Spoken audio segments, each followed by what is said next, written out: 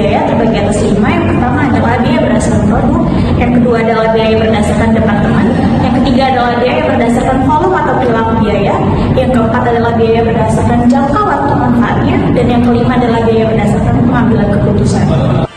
Nah, di sini saya akan menjelaskan mengenai biaya berdasarkan produk. Biaya berdasarkan produk terbagi atas 2, yaitu biaya produksi dan biaya non-produksi.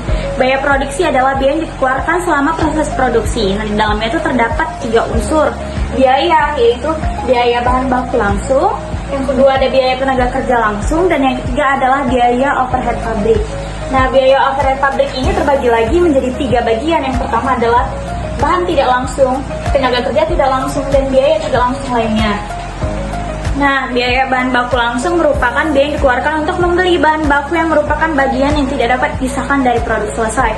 Contoh dari biaya bahan baku langsung ini adalah kain, kayu, tepung, kapas, plastik, dan susu. Selanjutnya ada biaya tenaga kerja langsung, yaitu biaya yang dikeluarkan untuk membayar tenaga kerja yang memproses bahan baku langsung menjadi produk selesai. Contoh dari biaya tenaga kerja langsung adalah upah tukang kayu yang membuat meja, upah penjahit yang menjahit pakaian, upah koki yang membuat roti, upah tukang las yang membuat pagar, dan lain-lain. Selanjutnya itu adalah biaya overhead pabrik.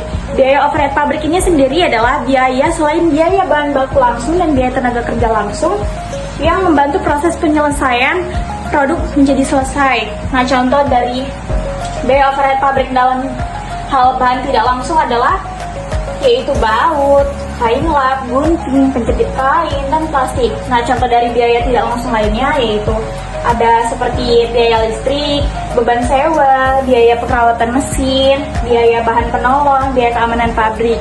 Nah, selain itu ada contoh dari tenaga kerja tidak langsung adalah kepala bagian produksi, petugas keamanan, petugas gudang bahan baku, petugas pengendali kualitas, dan petugas administrasi produk. Nah, selanjutnya adalah biaya non-produksi. Biaya non-produksi sendiri adalah biaya yang tidak terkait dalam proses produksi. Biaya ini sering juga disebut sebagai biaya komersial atau biaya operasi. Biaya non-produksi terbagi atas 2. Yang pertama ada biaya pemasaran, yang kedua ada biaya administrasi.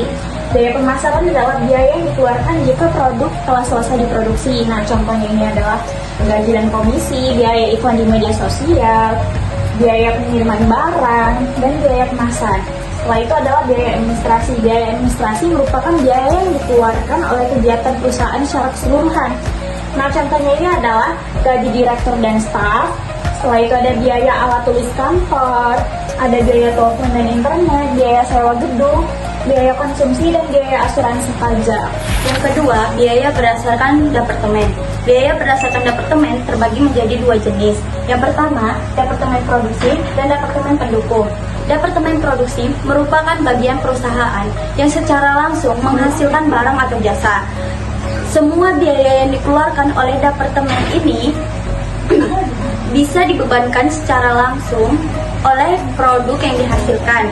Contohnya, seperti biaya bahan baku utama, upah pekerja produksi, biaya bahan penolong, biaya penyusutan mesin produksi, biaya lembur pekerja pabrik, biaya listrik untuk mesin produksi, dan biaya pengemasan produk.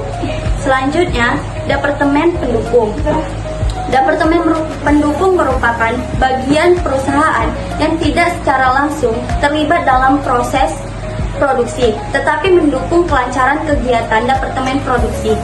Contohnya, seperti departemen pemeliharaan, departemen kualitas, departemen akuntansi keuangan, departemen SDM, departemen keamanan, dan departemen gudang.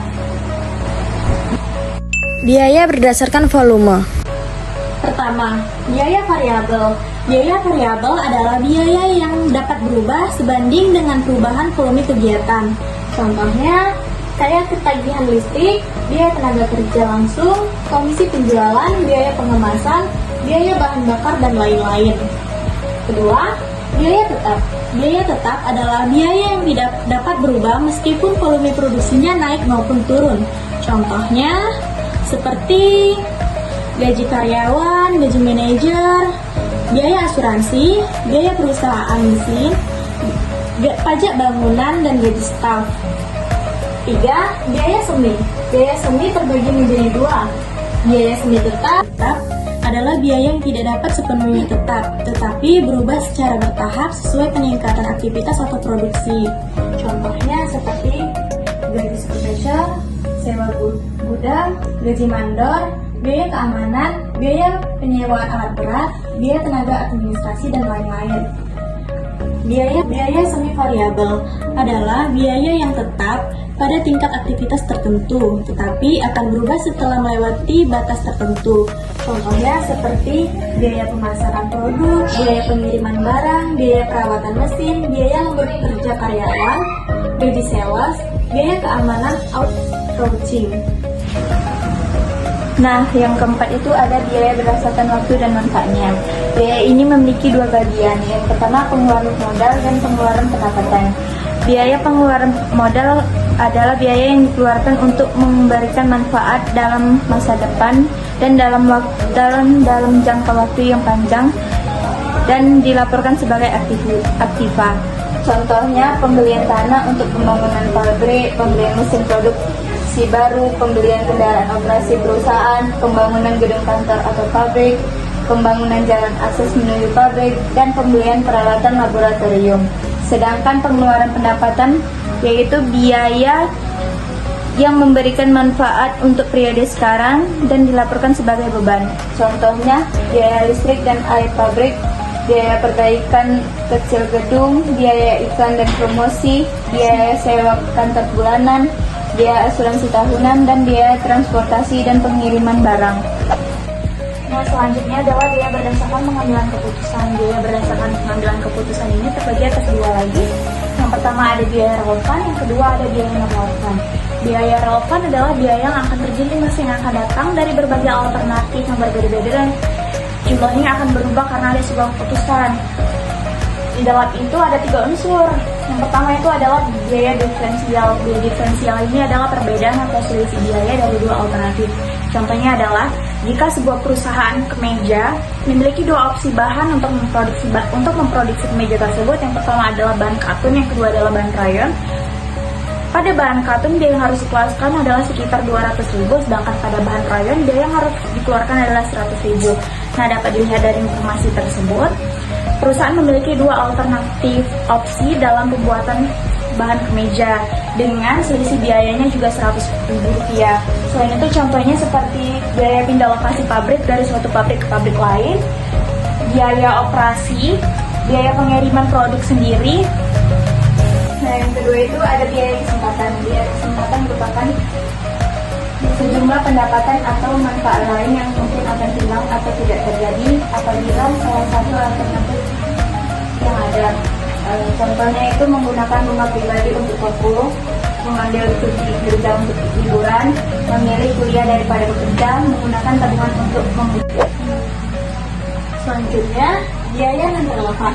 Biaya non relevan terbagi menjadi dua, yaitu biaya terbenam dan biaya masa lalu. Biaya non relevan adalah biaya yang tidak dipengaruhi oleh pengambilan keputusan dan tidak berubah meskipun alternatif keputusan berbeda. Yang selanjutnya, biaya terbenam. Biaya terbenam adalah biaya yang sudah dikeluarkan dan tidak dapat digunakan lagi untuk pengambilan keputusan. Contohnya,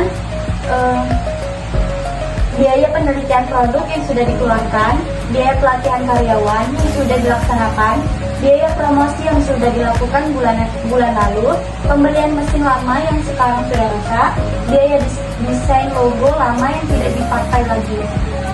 Selanjutnya, biaya masa lalu. Biaya masa lalu adalah biaya yang terjadi di masa lalu dan tidak mempengaruhi keputusan saat ini.